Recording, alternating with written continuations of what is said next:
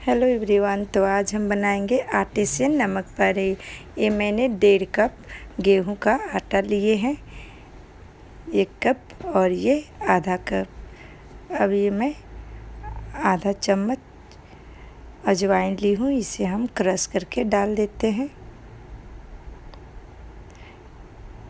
ये आधा चम्मच कसूरी मेथी है, इसे भी हम डाल दे रहे हैं। आधा चम्मच चिली फ्लेक्स है, स्वाद अनुसार नमक है और इन सभी को अच्छे से मिला लेते हैं। अब हम इसमें 2 से 3 चम्मच ये रिफाइंड ऑयल है, इसे डाल देते हैं और इसे अच्छे से मिलाते हुए मैन देंगे। आप घी या तेल कुछ भी ले सकते हैं। इसे अच्छे से मिलाने के बाद ये मैं बाइंड करके देख रही हूँ, तो ये बाइंड हो जा रहा है, इसका मतलब मैन जो है वो अच्छे से लग चुका है। अब इसमें हम थोड़े थोड़े से पानी डालकर इसका हम सख्त आटा लगाकर तैयार करेंगे। ये मैं थोड़े थोड़े से पानी डालते हुए इसका हम एक सख्त डो तैयार कर लेते हैं। ये देखिए, जो आटे हैं इसे हमने गूँथ कर तैयार कर लिए हैं।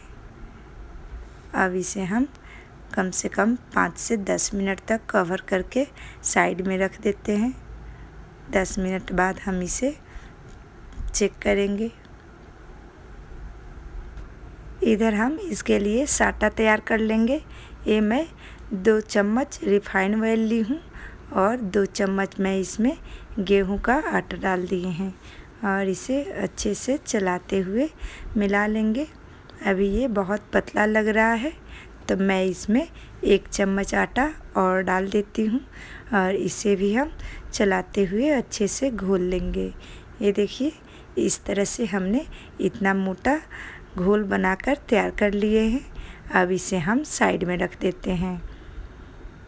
10 मिनट हो चुका है, तो अब इसको एक बार हम चेक कर लेते हैं। ये देखिए, इसे हम कम से कम थोड़ी देर के लिए और गूँथेंगे ताकि ये हल्का मुलायम हो जाए। ये हो चुका। अब हम इसे चकला पे रख के इसे हम 4 भागों में कट कर लेते हैं। ये मैं चाकू की मदद से पहले इसे 4 पार्ट में कट कर ली हूँ। बाकी के पार्ट हम अलग साइड में रख देंगे और एक पार्ट को हम लोई बनाकर तैयार करेंगे। अब इसे हम बेलन से रोटी जैसा एकदम गोल बेल कर तैयार करेंगे। इसमें हम सूखा आटा ऊपर से नहीं लगाएंगे, बिना सूखा आटा का इसे हम बेल कर तैयार करेंगे। ये बहुत आसानी से बेल कर तैयार हो जाते हैं। ये देखिए, इधर हमने रोटी को बड़े साइज़ में बेल कर तैयार कर लिए हैं। अब किनारे के साइड को काट कर हम हटा दे रहे हैं। इसे हम चौकोर शेप में कट कर लिए हैं। अब जो साटा बनाकर हमने तैयार करे हैं उसे हम थोड़े थोड़े से इस पे डालकर अच्छे से चारों तरफ फैला देंगे। इसे हमें पतला ही लगाना है, थोड़ा थोड़ा से हम चारों तरफ अच्छे से पहले लगा देते हैं, उसके बाद हम इसे फोल्ड करेंगे। ये हो चुका।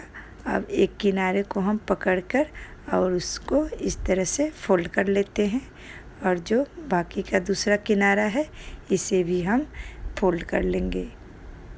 यानी इस तरह से दोनों तरफ से पहले हमें फोल्ड कर लेना है और इसके ऊपर भी हम थोड़े से साटे में से लगा देंगे। अब फिर से मैं एक किनारे से इस तरह से मोड़ ली हूँ और दूसरे किनारे से भी इस तरह से मोड़ लिए हैं और इसके मुंह को हम अच्छे से बंद कर देंगे, यानी अच्छे से चिपका देंगे। उसके बाद हम इसे फिर से बेल कर तैयार करेंगे। चौकोर शेप में ही हम इसे बेल कर तैयार कर रही हूँ। इधर ये हो चुका है। मैं फिर से एक बार इसके ऊपर साटे में से लगा देते हैं। ये हो चुका। अब फिर से मैं इसे एक बार और फोल्ड कर देती हूँ। इसे मैं इस तरह से 2 भागों में फोल्ड कर दे रही हूँ। थोड़े से साटे फिर से मैं इसके ऊपर लगा दी हूँ और जो नीचे का पार्ट है उसे भी हम उठा के इसके ऊपर फोल्ड कर देंगे। अब हल्के हाथों से इसे हम बेलन से बेलकर लंबा ही रखेंगे, बहुत ज़्यादा पतला हमें इसे नहीं रखना है। इसी तरह से मैं पहले इसे बेलकर इस तरह से कर ली हूँ। अब हम चाकू की मदद से इस तरह से पतले पतले स्लाइसेस में कट कर लेते हैं। ये हो चुका। अब इन सभी को एक बर्तन में हम निकाल लेंगे। तो इसी तरह करते हुए हमें सारे आटे को बेलकर तैयार कर लेना है। इधर हमने कढ़ाई में तेल रख दिए हैं गरम होने के लिए।